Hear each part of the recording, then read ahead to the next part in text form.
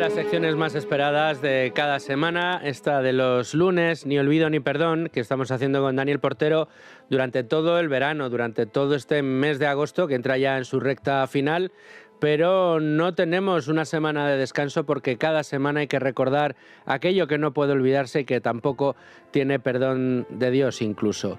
Daniel Portero, ¿qué tal? Muy buenas noches. Buenas noches, Luis Fernando.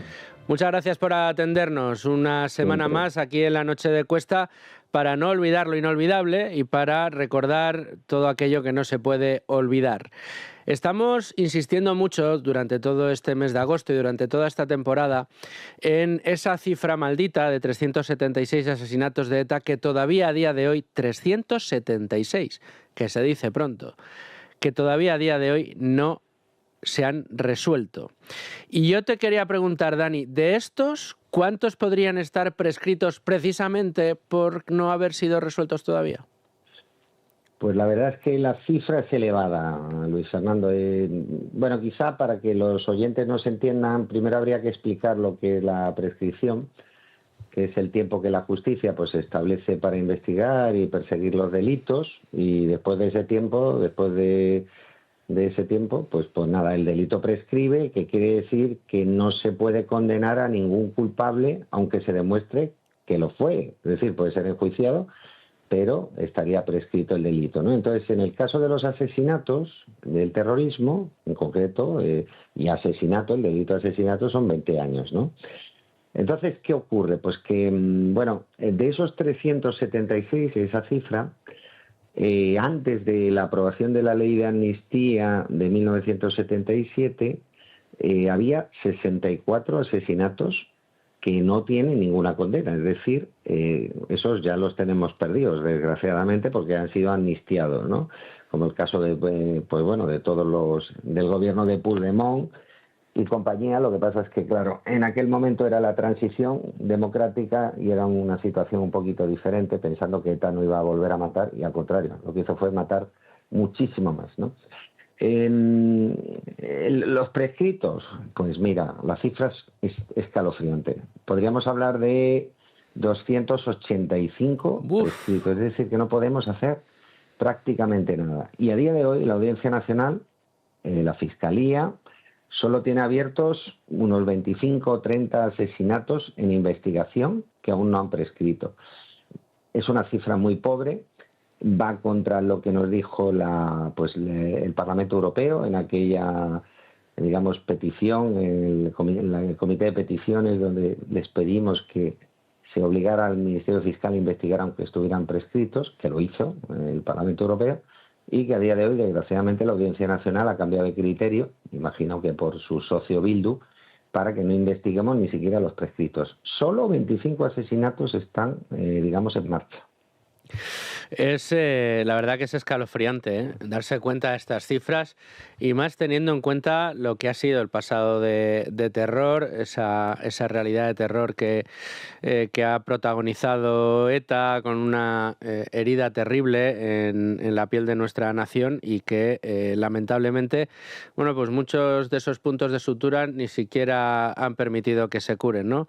En investigación judicial solo 25 asesinatos que aún no han prescrito, de esos 376 que no van a encontrar respuesta, y familias y víctimas que no van a encontrar justicia. La verdad que es terrorífico. ¿Se puede interrumpir de todas maneras esa prescripción de 20 años de límite para resolver más asesinatos? Sí, bueno, a ver, en ello estamos. Es importante que dejemos constancia, sobre todo por la Guardia Civil y la Policía Nacional, que esos 25 asesinatos que se está investigando en la Audiencia Nacional no es porque la Policía Nacional y la Guardia Civil no hayan presentado más casos. Es que policialmente hay muchísimos resueltos, pero lo que hace algunos del Ministerio Fiscal, no todos, porque hay buenos fiscales, es decir que están prescritos. Y entonces solo hay 25, pero policialmente hay muchos resueltos. Ojo, este detalle es importante, ¿no? Y luego lo comentaremos. Respecto a la interrupción de la prescripción de los 20 años, pues ahora mismo el Tribunal Supremo lo está debatiendo desde el año 2024, hace casi 2 años, en un recurso de casación, que es en la última instancia en el Tribunal Supremo, precisamente por una causa que lleva Dini de Justicia, por el asesinato o el secuestro y asesinato de Miguel Ángel Blanco, en concreto contra 3 jefes de ETA, ¿no? Que eran Miquel Ancha, el jefe del aparato político durante 11 años, Iñaki Errentería, que estuvo del aparato militar 10 años, y Amboto, que estuvo también muchos años, 14 en concreto, ¿no? Los dos primeros, es decir, Miquel Ancha y Iñaki Errentería, ni siquiera han cumplido un solo año por delitos de sangre, solo por pertenencia a organización terrorista. En el año 22 interpusimos una querella contra ellos.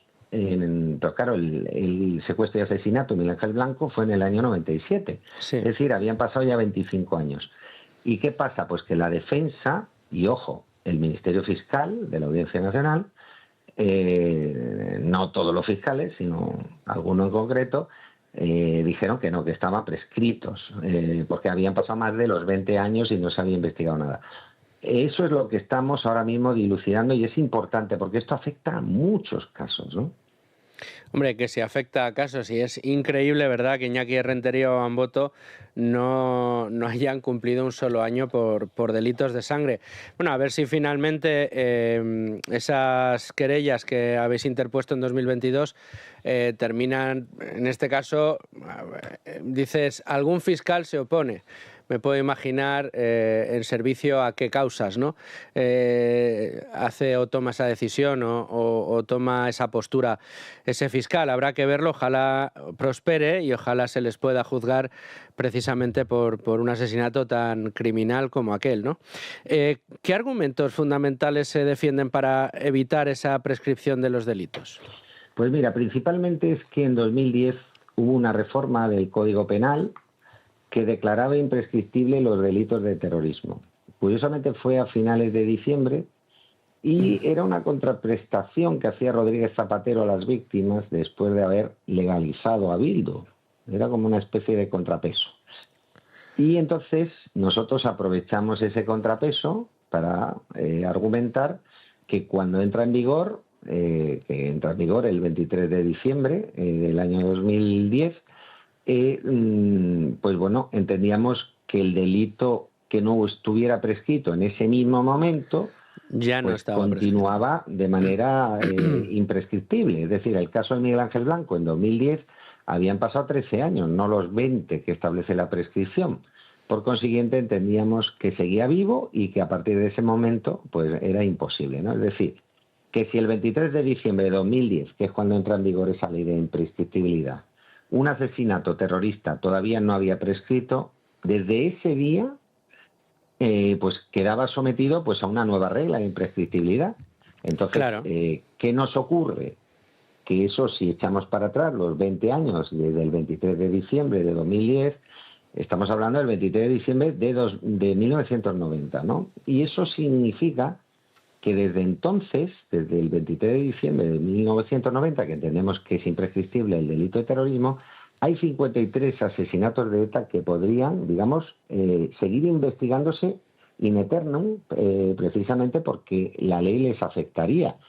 Y bueno, pues evidentemente usamos esta lógica para el recurso de casación con Miguel Ángel Blanco. Pero ojo, no solamente afecta al terrorismo de ETA, sino que el 11 de marzo, que fue en 2004, sí, señor. Pues bueno, cuando se aprueba esta ley habían pasado 6 años, seguía vivo y también sería imprescriptible, lo cual quiere decir que a día de hoy unos 250 asesinatos por terrorismo de ETA o del 11 de marzo son imprescriptibles y podrían investigarse. Eso tiene que resolverlo el Tribunal Supremo, es importantísimo, porque fíjate lo que estamos hablando, 250 asesinatos que podrían seguir investigándose hasta que se encontraran pruebas sin temor al tiempo de prescripción, ¿no? Es muy importante y bueno, habrá que ver si el Tribunal Supremo avala esa doctrina que tiene todo el sentido del mundo, lo que estáis planteando, Dani, que además vendría a justificar yo creo que algo que la sociedad española debe darse a sí misma, ¿no? Que es el respeto por ese faro moral que sois las víctimas del terrorismo y además, si quieres, como defensa a futuro de, oye, este tipo de delitos que aquí en España se han dado y se han dado además durante muchísimos años causando un dolor terrible, no se pueden volver a cometer y hay que tener ejemplaridad y al menos a las víctimas también darles justicia y darle descanso. Además creo que existe en la jurisprudencia europea algo que va en esa misma dirección, ¿no? Sí, hay un asunto concreto que es en el Tribunal Europeo de Derechos Humanos, el asunto Coeme contra Bélgica, en donde pues lo que estableció la sentencia fue precisamente eso, ¿no? Que ampliar el plazo no vulnera el convenio si el delito todavía no ha prescrito cuando se produce la ampliación, que es básicamente lo que ha pasado con la aprobación o la modificación en el Código Penal del año 2010. Es decir, todos los asesinatos que no hubieran prescritos en el año 2010, 23 de diciembre, podrían ser de alguna forma imprescriptibles, ¿no? Es muy importante la resolución que haga el Tribunal Supremo respecto a este asunto. Por consiguiente, pues bueno, estamos pendientes. Llevamos 2 años esperando esta resolución. Oye, y a ver, vamos a trabajar en la hipótesis de que, tal y como estamos viendo, todo apunta a que os tienen que dar la razón, pero imagínate que porque en la Fiscalía hay quien hay, porque en el Gobierno hay quien está, pues de repente no os dan la razón. ¿Tenéis un plan B? ¿Existe un plan B en caso de que el Tribunal Supremo no avale esta doctrina? Bueno, sí, planteamos varios caminos. Yo creo que el más importante era este, que hemos comentado y que yo creo que es básico porque no afecta ni al delito ni a la pena, con lo cual no vamos contra las 2 columnas vertebrales del derecho europeo, ¿no? Sino vamos contra el tiempo. Nosotros, el delito y la pena, no intervenimos, simplemente decimos que afecta al tiempo de prescripción, ¿no? Nada más. No significa que aumente la pena, que cambie en fin, nada. Estamos hablando de plazos. Sin embargo, pues bueno, si el Supremo pues no acepta esta tesis de imprescriptibilidad, por esta ley que se aprueba el 23 de diciembre de 2010, existe la posibilidad de que actuaciones judiciales realizadas durante todos esos años hubieran podido interrumpir esa prescripción, ¿no? Esta es una tesis que sé que la mayoría de los fiscales del Tribunal Supremo argumentaron precisamente, en mayoría, 13, contra el criterio de 3, entre los que estaba, por supuesto, la teniente fiscal y los fiscales de la Unión Progresista de Fiscales, que seguían el criterio y las directrices del fiscal general entonces, Álvaro García Ortiz, en donde, ellos, esta minoría, decía que estaba prescrito, siguiendo la tesis de este fiscal de la Audiencia Nacional, que se llama García Berro, donde estamos totalmente en contra, ¿no? ¿Qué ocurre? Que 13 contra 3. ¿Y qué pasó? Pues que al final la teniente fiscal impuso su autoridad, su jerarquía, y dijo, me da igual que seáis vosotros mayoría. Aquí lo que opinamos los 3 progresistas es lo que va a misa. Y esto está prescrito. ¿Por qué? Pues porque los jefes de ETA son muy cercanos a Bildu. Bildu es socio preferente del gobierno. El gobierno le da directrices a Álvaro García Ortiz y García Ortiz se las da al Supremo. Fíjate la cadena que simple funciona, ¿no? Bueno, y que justifica el afán con el que el gobierno ha querido colonizar todas las instituciones, ¿no? Pero vamos a seguir con este argumentario para entender perfectamente por qué estáis de hoz y coz y empeñados en conseguir esta imprescriptibilidad para que se permita investigar todos los casos afectados por esa doctrina. Pero ¿qué significaría interrumpir los plazos de prescripción? Pues vamos a ver, esto es importante. Cuando se inicia una investigación por una causa penal, lo que sea, no tiene que ser un asesinato, puede ser un robo, un chantaje o de una extorsión o lo que sea, pues el reloj en ese momento, justo en que se inicia la causa penal, se pone a 0 y empieza a contar el tiempo de investigación. Y cada delito tiene un tiempo máximo de investigación. En los casos de asesinato, el máximo son 20 años de plazo máximo de investigación, pero el reloj se ha empezado a poner a 0 en cuanto se abren diligencias previas, ¿no? Interrumpir esos plazos, que este es el plan B, significa que hay una actuación procesal que es muy relevante, que puede implicar penalmente que una persona a la que se esté investigando pues tenga, digamos, pruebas suficientes como para poder ser procesada en el futuro. En ese momento que se inicia esa actuación procesal, que puede ser, por ejemplo, a los 10 años, a los 15, el reloj empieza de cero de nuevo.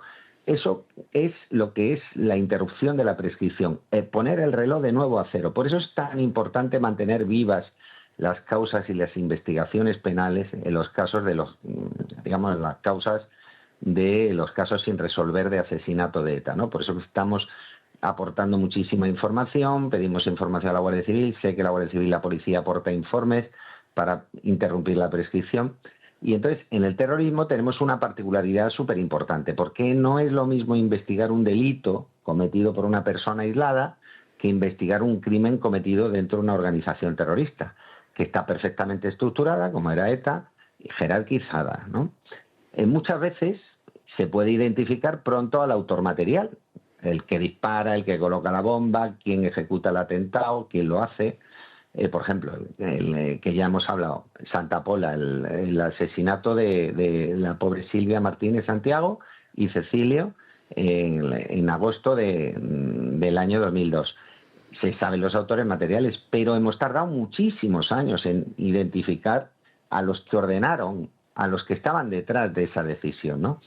Es decir, descubrir esa orden, o quién lo planifica, o quién toma esa decisión, requiere muchísimos años de investigación. Y el Tribunal Supremo ya ha tenido en cuenta esto en otras causas de terrorismo. Incluso ha admitido en otro tipo de organizaciones criminales que para interrumpir la prescripción no siempre es imprescindible tener en cuenta desde el primer día identificado nominalmente a cada uno de los responsables. ¿Por qué? Pues porque en una organización criminal no los tienes en una lista, sino que lo vas descubriendo poco a poco, ¿no? Es el caso de la sentencia del secuestro de Segundo Marey y la implicación del secretario de Estado de Seguridad, que era Rafael Vera, del Partido Socialista, y el ministro Barrio Nuevo, de Interior, del Partido Socialista, con Felipe González. Ellos fueron para adelante, como esa expresión tan conocida, precisamente y Felipe porque fue a era una despedirlos organización a criminal. la cárcel, sí. Eso es, sí, sí. Bueno, ¿y cuáles son los criterios de interrupción de plazos para esa prescripción? Bueno, pues en el caso, por ejemplo, de Miguel Ángel Blanco, lo que hemos aportado es, pues eso, que tratándose de un crimen como el que fue, era una organización terrorista jerarquizada ya desde entonces, desde 1997, con lo cual entendíamos que la querella iba contra toda la organización, ¿no? En enero del 2006, incluso, el juzgado incorporó una causa, un informe policial muy potente e importante de la Guardia Civil, que es el informe 2-2002, o, por ejemplo, el ver cómo ese informe ya analizaba digamos la composición de la dirección de ETA para el secuestro y asesinato de Miguel Ángel Blanco, ¿no? Donde ya se analizaban a Miquel Ancha o a Iñaki de Rentería. Y luego en 2016 se vuelve a reabrir respecto a Cantauri, otro de los jefes de ETA, que también produce esa interrupción. Entendemos que desde 2016 se puso el reloj a cero, por consiguiente tendríamos hasta 2036, 2016 más 20 años, serían 2036, para investigar el secuestro y asesinato de Miguel Ángel Blanco, ¿no? En definitiva, lo que decimos es que no podemos mirar desde 1900 hasta 2022, 1997 hasta 2022, como si durante este tiempo el Estado no hubiera hecho absolutamente nada. ¿Por qué? Pues porque no es verdad. Porque hubo investigaciones, hubo informes, hubo providencias, reaperturas, y eso interrumpe la prescripción, pone el reloj a cero, y todas ellas deben analizarse ahora por el Tribunal Supremo. Esto dará la posibilidad de que casi 60 asesinatos de ETA sin resolver puedan seguir siendo investigados. Bueno, pues a ver si eso es así y lo conseguimos. Pero no podemos faltar a nuestra cita, Dani, y tenemos que seguir recordando en esta última semana del mes de agosto las 11 personas que en estas fechas en años anteriores fueron asesinados por la banda terrorista. Pues sí, durante esta semana, del 25 al 2 de septiembre, 11 personas, 6 casos sin resolver. 11 Fíjate. personas asesinadas, 6 sin resolver. Fíjate las cifras, siempre Sí, sí. en torno al 50%. Eso 376 es el 44%. Es terrible, es terrorífico lo que pasa, ¿no? Bueno, pues empezamos. Pues el 25 de agosto del año 78, José Garciaín, que era un comerciante jubilado en Vitoria, fue ametrallado mientras un comando disparaba contra una comisaría de Policía Nacional. Él pasaba por allí y desgraciadamente le tocó. Ahí sí que hubo culpables, que eran José Luis Gómez San Pedro o López de la Calle, que es el Mobutu, uno de los grandes conocidos de ETA, ¿no? El 25 de agosto, pero de otro año, de 1982, los guardias civiles Miguel Ángel García Romero y Vicente Gómez Duarte en Mungía. Fue precisamente desactivando una bomba en la sucursal del BBVA. Bueno, era entonces el Banco de Bilbao. Sí. Todavía no se habían fusionado. Y le detonó. Ellos eran TEDx. Y bueno, pues desgraciadamente no pudieron desactivar la bomba. Les explosionó.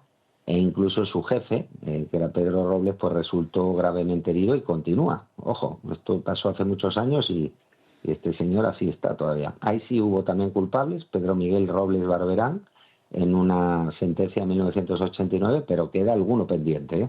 No es el único. Es que siempre hablamos de los casos resueltos y cuando ya tenemos uno es suficiente. Pues no, había más. El 28 de agosto de 1978, el inspector jefe, que además era jefe de información de la Policía Nacional, Alfonso Estebas Wilmain y Muñoz, se disponía a aparcar su vehículo junto a su residencia y dos terroristas se situaron a ambos lados del vehículo y dispararon en ráfagas de metralla de metralleta, que le causaron la muerte en el acto. Su mujer y uno de sus 3 hijos presenciaron el asesinato y fue terrorífico, ¿no? La mujer regentaba un hostal. Y en este caso no fue ETA militar, fue ETA PM, ETA político-militar, antes de la fusión, que se produce en el año 1982, porque le acusó de haber participado en la muerte de algún miembro de ETA político-militar, como era el caso de Juan José Chávez, ¿no? Está sin resolver, ojo. Esto es un que caso es increíble, macho. Es increíble. 28 de agosto también de 1978, en el mismo día en que asesinan al inspector jefe. Pues fueron, en este caso, fue el cabo de la Guardia Civil, cabo de la Guardia Civil, Antonio Salgueiro López, fue en Mondragón, en Guipúzcoa. Fue asesinado a tiros delante de su hijo, de 14 años, y como vieron que se movía, se desplazaron del coche, uno de ellos, y lo remató delante de todos los vecinos, que por supuesto se escondieron en una zapatería sin auxiliarle durante 10 minutos, lo cual hizo que ella muriera directamente. Otro caso sin resolver. Fíjate, son casos en los que abiertamente le vieron. Los vecinos le vieron. Y lo peor es que solo se abrieron diligencias previas, fueron archivadas muy rápido, en 7 meses, sin que se hicieran más diligencias, ¿no? Y luego fue esto reivindicado por los comandos autónomos anticapitalistas, básicamente una facción de ETA, para que la gente lo entienda cuando se habla de los comandos autónomos. Y unos meses después, ese mismo comando, que parece que asesinó al cabo de la Guardia Civil, ametralló el cuartel de Aritxabaleta, también en Guipúzcoa, y salieron varios guardias en su persecución y se entabló un tiroteo al llegar a Mondragón y resultaron muertos 2 de los terroristas, ¿no?, en ese tiroteo. A uno de los fallecidos, Iturrioz Garmendia, le fue ocupada precisamente una pistola que, según los informes de balística, habría participado en el asesinato del cabo Salgueiro. Por lo que este asesinato queda sin resolver in eternum, porque murieron los etarras, ¿no? Pero claro, ¿por qué no se incorporaron estas investigaciones dentro del asesinato del guardia Antonio Salgueiro López? ¿Por qué se llevaron en paralelo y no se incorporaron? Eso es lo que hace que los casos sin resolver parezcan que son irresolubles, pero es que muchos de ellos, con la muerte de alguno de los terroristas, no es que esté resuelto, pero se sabe que murieron los que lo asesinaron, ¿no? Por eso es un tema curioso que ocurre muchas veces en la historia terrorífica de ETA. El 28 de agosto de 1980, José María Echeveste Toledo, en Irún, fue asesinado. Era inspector de aduanas y cruzó para dirigirse a un kiosco de prensa donde pues se compró el periódico, que lo hacía habitualmente, y un paquete de tabaco. Y al llegar a la altura de un bar que se llamaba Weekend, en fin de semana, traducido, le salió al paso pues un terrorista que le disparó 2 veces con una escopeta de cañones recortados. José María cayó de bruces sobre la parte trasera de un vehículo estacionado en la calle y después se quedó tendido en el suelo, ¿no? 2 cómplices le esperaron para la huida. Todo esto es relatado por los testigos. Sin embargo, continúa sin resolver y no se ha hecho nada desde 1981. 29 de agosto de 1972, antes de la amnistía, el guardia municipal Eloy García Cambra, en Galdácano, en Vizcaya, identificó a un terrorista y le dijo a su compañero de la policía local de Galdácano: oye, vete a buscar ayuda, vete a la Guardia Civil. Fue a buscar ayuda, pero no se dio cuenta de que donde se quedó había ya 3 terroristas, que parecía que había una cita entre el que habían identificado y los 3 que había. Por supuesto, le dispararon a quemarropa y lo mataron. Es otro asesinato sin resolver. Es que es tremendo. Pero se encontraron unos documentos muy comprometedores de ETA para la época, y son documentos que no han aparecido por ningún sitio. Eran documentos, parece ser, según hemos estado investigando, que establecían lo que eran los movimientos de la cúpula desde Francia a España y cómo se tenían que elegir los objetivos para asesinar. El 29 de agosto de 1991, el ertzaina Alfonso Menchaca Lejona fue asesinado en Bilbao. Fue en una operación de muchos meses de seguimiento al Comando Vizcaya, y cuando fueron descubiertos, pues los etarras huyeron, y sin querer saberlo, cuando corrían se metieron en un vehículo donde estaba precisamente el ertzaina Alfonso Menchaca. Pues hubo una serie de tiros donde murió un terrorista y donde también murió desgraciadamente el ertzaina Alfonso Menchaca. Fue el primer ertzaina asesinado por la banda terrorista ETA, ¿no? Ahí fueron culpables pues José María Mendinueta Flores y Juan María Ormazábal Ibarguren. El 29 de agosto del 2000, el concejal Manuel Indiano, que era concejal del Partido Popular por Zumárraga, era concejal, digamos, pero no era militante, él iba por libre, sí. Fue asesinado a tiros, 13 disparos dentro de su tienda. Tenía una tiendecita, un comercio de golosinas y de venta para los niños, y él asistía porque, claro, de concejal no se podía ganar la vida. Claro. Y entonces por la tarde iba y desgraciadamente lo asesinó Javier Macazaga Asurmendi, que también fue condenado. El 30 de agosto de 1979, el Policía Nacional, que también compatibilizaba con el oficio de taxista, porque no le llegaba el sueldo, Aureliano Calvoval, en San Sebastián, también sin resolver. Además, dentro de su taxi fue asesinado. Hubo un chivatazo de Ribatasuna sobre quién era ese taxista y lo asesinaron dentro del taxi. Sobreseguido en 1980, caso sin resolver y prescrito, ya que hemos hablado de prescripciones. 30 de agosto de 1979, el policía nacional José María Pérez Rodríguez, que fue asesinado en Zumárraga, también en Guipúzcoa.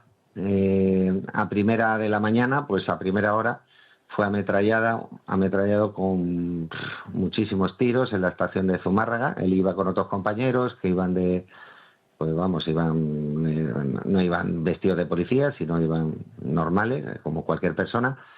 Pero se da la circunstancia de que ese asesinato, el